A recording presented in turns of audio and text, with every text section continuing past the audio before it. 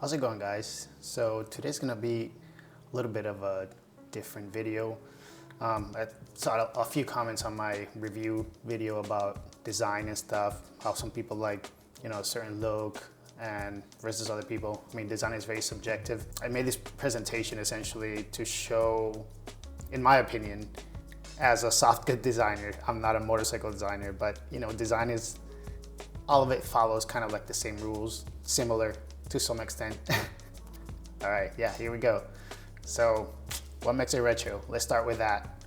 Let's think about the old bikes from the like 60s, early 60s and 70s. These kind of new bikes are kind of harkening back to, it's these bikes, the old cafe racers, the old simple bikes from the British bikes from back then. And I'm just gonna focus on road bikes. I'm not gonna do off-road because that's a whole separate thing, and cruisers are also a whole separate thing. So just standard bikes, a little bit of sport bikes here and there, but yeah, what makes it retro? So this is the first slide here. This is a Norton bike from the early 60s. So yeah, let's talk about this bike. Why does this bike look the way it looks? And let's just go over some of the features here. Why did bikes look like this back in the day? I mean, a lot of it comes from culture, obviously. What was the culture back then? What were the trends, fashion, everything that was going on around that time. Fashion back then was a lot classier, in my opinion. People dressed nice for most events, just even in the house or just going out for a casual walk. Everybody dressed generally, I think, classier. And that's represented on the bikes too. You could tell they're a lot classier looking. I lived in the same house as my grandfather growing up, and I don't think I ever saw him wearing something that wasn't nice, just in general. I think the sportiest or like most casual thing I ever saw him wear were pleated shorts with a tucked in polo, like nice shoes still, like leather shoes, and like a hat when he used to go out walking like every afternoon. That was the most casual thing. Other than that, it was always a linen shirt, pleated long pants, leather shoes, and I just remember that. It was always classy. All my grandparents were the same. So, I mean, not saying that everybody dressed nice back then, but in general, I feel like that was the kind of like the culture and just the standard look. So let's go over some of the features here. The standalone headlight, even though this one has a small cowling on it, that's very indicative of that time period and what most modern like retro bikes do. They have the standalone round headlight, simple horizontal long tank. So as you can see on most of these bikes, they all have the very long horizontal looking tank, simple badging, simple colors.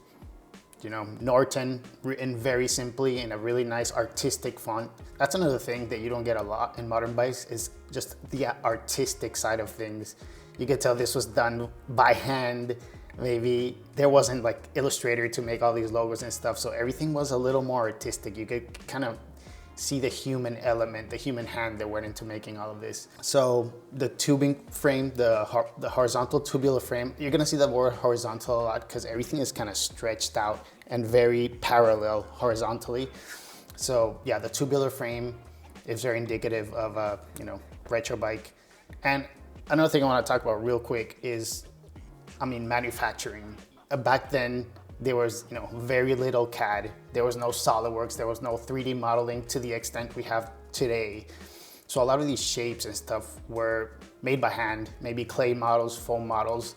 It was all a more artistic process. It was more like carving a sculpture or something, and that's indicative. You could see it on the design of the motorcycle.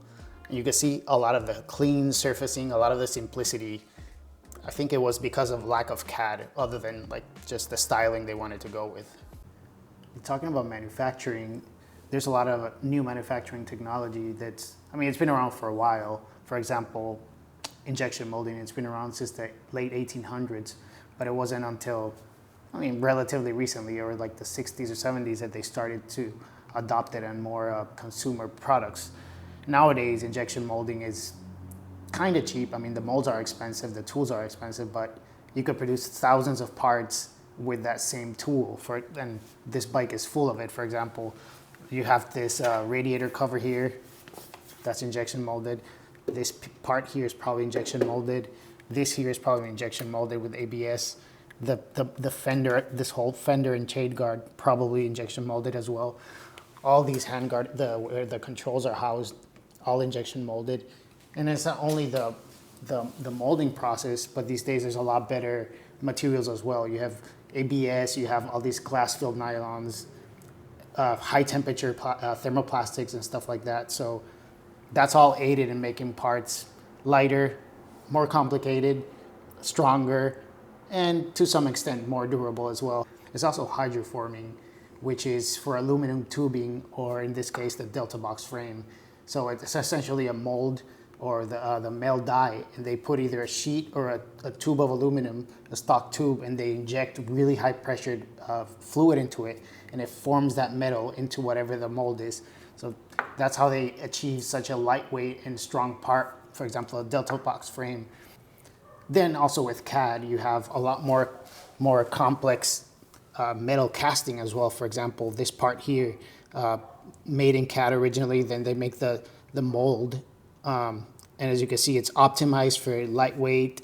It's optimized for, the thickness is thick where it matters most, and it's hollowed out where it doesn't, to save material costs, to save weight. So all these things make a difference into why modern bikes look the way they do, and old bikes just look a lot simpler. So yeah. Another thing here, negative spaces. The engines were a lot simpler. So you would have these big gaps in the engine because you didn't have all this stuff in there basically within the frame. External rear dual coil shocks. Yeah, very indicative of the era as well. Even, some modern motorcycles have it just to kind of have this look. The minimalist exhaust, the very simple routing, and very simple construction. Obviously, less laws of emission laws and stuff, so the exhaust can be just very clean. And spoked wheels, which, geez, I wish there were more road bikes with spoked wheels. They look so good, in my opinion. So yeah, this is just some of the features here that I think kind of make the look what it is, essentially. I forgot to talk about the seat as well, but again, very horizontal, very simple. You got some piping, some red piping on this one. And you have some top stitching, which is when you could see the stitching on the outside. It gives you kind of an opportunity to, showcase some construction lines and stuff. So next slide here, I started with the most, what I think in this category, the most modern bike, essentially, and I'll go into the more classic looking ones. And I give it a score here, so it's kind of a ratio score. So 80-20, so I think this is 80% new and 20% retro, the XSR. And I just want to go over some things here.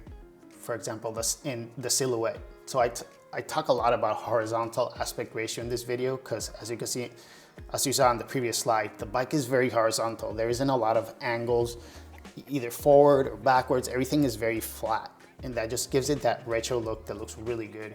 So horizontal aspect ratio. The Yamaha has it to some extent, but it's very raked forward. Not very, but a little bit raked forward. So you can see here, A, these lines go down. B, this line goes slightly angled down. And these lines are not very specific. It's kind of like if you squint your eyes, you could see these lines going through the motorcycle. It could be the seams, it could be where the frame is. So yeah, B is just this imaginary line that goes through here. The C, kind of like the gas tank into the frame.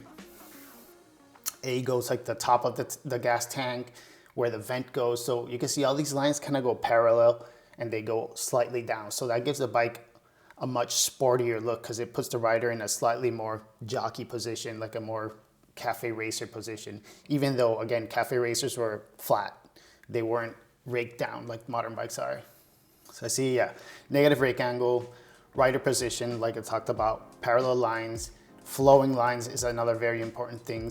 Older bikes had a lot of flowing lines, a lot of tangent curves, so they follow the curvature along throughout the entire bike. I'm gonna do a lot of hand gestures. I don't know if it's on camera or not. But yeah, flowing lines. So you can see here on this Yamaha, you have the swing arm, and that kind of merges into the same angle as that Delta box frame, and it goes all the way up to the headlights. So these flowing lines just make the bike look more elegant. A lot of modern design is very broken up, very angled, very faceted, and that just kind of, to me, it doesn't do it for me. I like seeing lines flowing. I mean, that's why Porsche is still Porsche. They know how to do it right. Obviously, again, very subjective, but I think that's what looks good, and that's just gives the whole thing more balance and harmony. So here, the design detail breakdown, talking about badging. I mean, the XSR900 sticker is very clean. The decal is very simple. XSR900, a very simple blocky font. It could be retro, could be modern, it's kind of in between. You have the Yamaha decal there as well. They've redone their logo throughout the years, but in general, it's still very simple. Again, very normal kind of font. They could be retro, could be modern. It's a little bit in between. Hardware, I talked about this on my review video, but they do a good job on this bike kind of showcasing the hardware. You have like the little pillion strap hardware, which is like a custom made rivet. You have this, well, stitching is not hardware, but I talk about that later. The gas cap also looks kind of retro. Everything is exposed. You can see the rivets on the gas tank. They kind of hold that plastic cowling on it. Again, just showing those manufacturing details kind of on purpose instead of hiding it. Just gives it that really classy look, I think. Engine details. Well, this engine looks 100% modern. There's nothing retro about that. Stitching, that's another retro element. You have that exposed stitching on with the yellow color pop. And in this case, the wheels aren't retro at all. You know, you have these spin forged wheels, which are all performance based. Nothing about that is retro in any way. This is more than anything a modern sport bike, essentially, with some accents and some styling choices that make it look retro, but it's a pretty modern bike. Let's face it. Let's go to the next one here. The BMW R9T. So I had a hard time classifying this bike because it does feel a little more retro than where I placed it, but it's not. So silhouette, what makes it more retro than the XSR? It's a lot more horizontal. It doesn't have that kind of raked forward position, a little bit of a jockey position. This is a much more relaxed, but I mean, you could probably put some clip-on bars on this and make it'll look pretty much just like a cafe racer. But even as it is, it still has that cafe look to it. Again, very horizontal lines. You can see here, A, B. If you squint your eyes and look at the bike, it's flat and quite long. The wheelbase is long. The fork angle is very kind of relaxed. The rider position is pretty neutral. And again, it does have some flowing lines. If you look at the tank, it's very retro. And if you see the original bike, you could kind of see where it came from. But yeah, I gave it a 70-30. So this one's a little more retro, and I'll get into why here. In my opinion, it's a little more retro.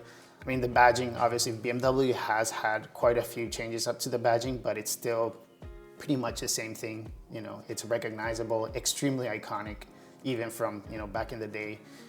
Hardware, I'm iffy about this. The hardware on this is pretty modern. If you see, for example, this design element here, this is all 100% modern, but at the same time, you have stuff like the back of the seat here. It doesn't have a pillion seat. It has this kind of cafe racer cowling in the back.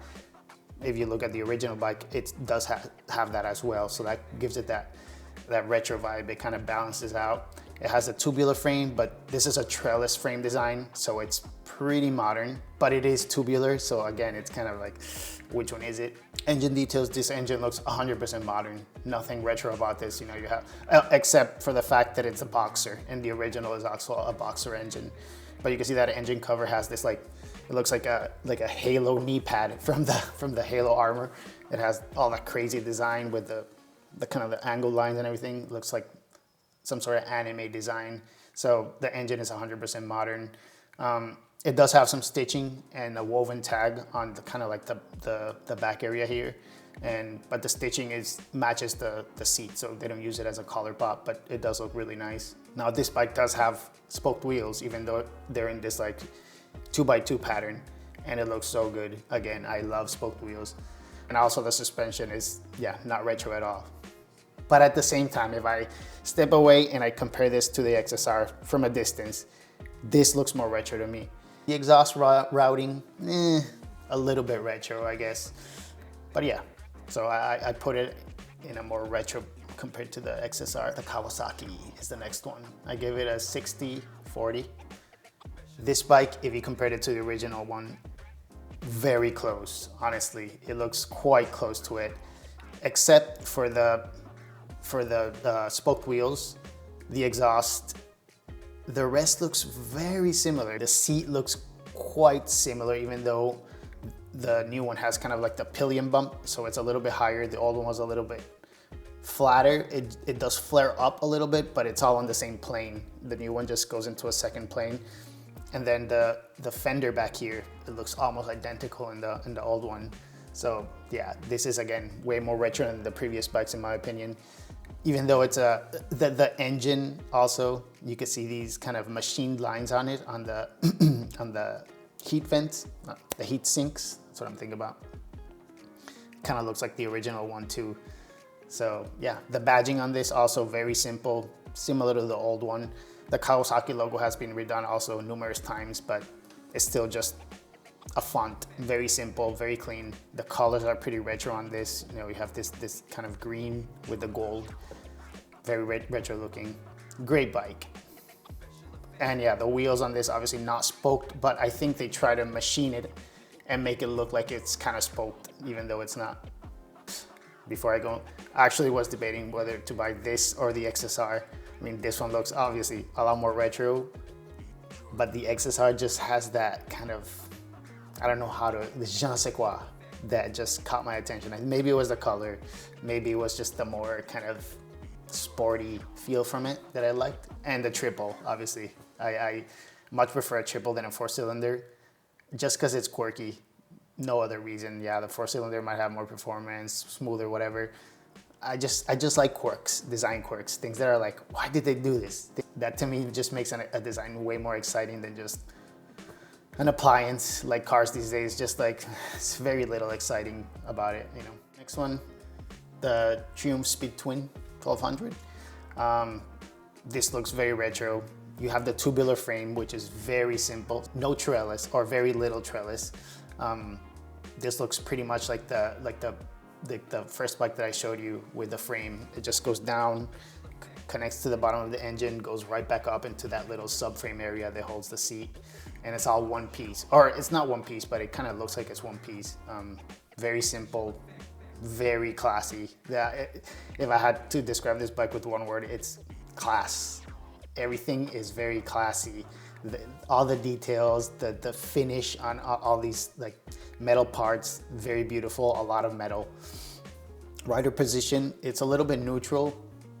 I could have put in the Thruxton here, but I think that's a little too sporty, too cafe racer, so I wanted to keep it more like standard bike.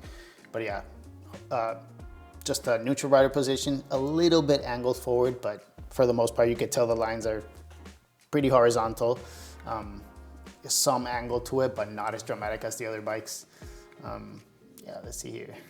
So I give it a 50-50. I think it's a perfect balance between modern and retro.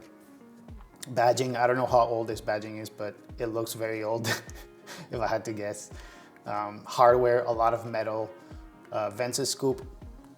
It has these slotted cutouts here as vents. This is very simple, you know. They could do this back in the day with a mill or whatever, so it's just a simple vent, a simple slot cutout, nothing crazy, no, you know, molded parts or anything like that. I'm sure it had some molded parts, but not many. It has a lot of stitching on the seat. Yeah, a lot of stitching on the top as well to keep the foam in that shape, actually. I wish this bike had spoked wheels. It would be perfect. I know the Thruxton has it, but it needs spoked wheels. If I got this bike, which I might do, I would 100% get spoked wheels for it. I don't care if they're inferior, they just look so much better. Yeah, the exhaust also looks pretty much like the original bike I showed you.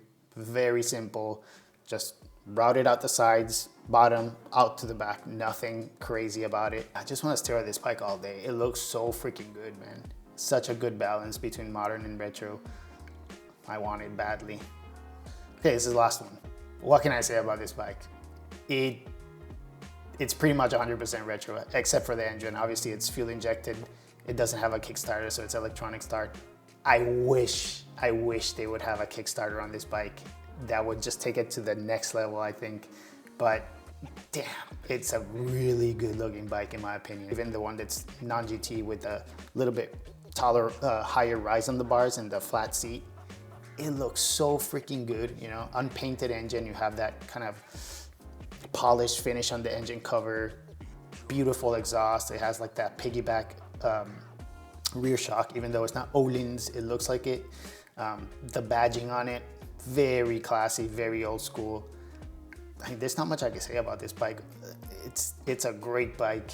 The price is pretty low. It's a slow bike, but you're not buying this to go fast. Let's be honest. You're not buying any of these bikes that I showed you today, except for the XSR, to go super fast. You're doing it to look good, to cruise in style, to go a little bit fast in style. You know, you're not racing, you're not, you know, you're not in your in your mid to low 20s anymore. It's a different type of audience. But yeah, I just wanted to keep it within these like competitors, even though the Royal Enfield also, the price is way lower than any other of these bikes. They can manage to do that because their manufacturing process is very simple. They've been doing the same thing forever. This is just simple tubing, very simple, like stamped parts. The engine is simple, low horsepower, so it's under stressed. They don't have to worry about much stuff. Very simple suspension, narrow tires. There's nothing crazy, nothing complicated about it, and it looks so freaking good. Yeah, let me know what you think. Let me know if you agree with me. Let me know if you agree with my rating here. And yeah, what else would you like to see?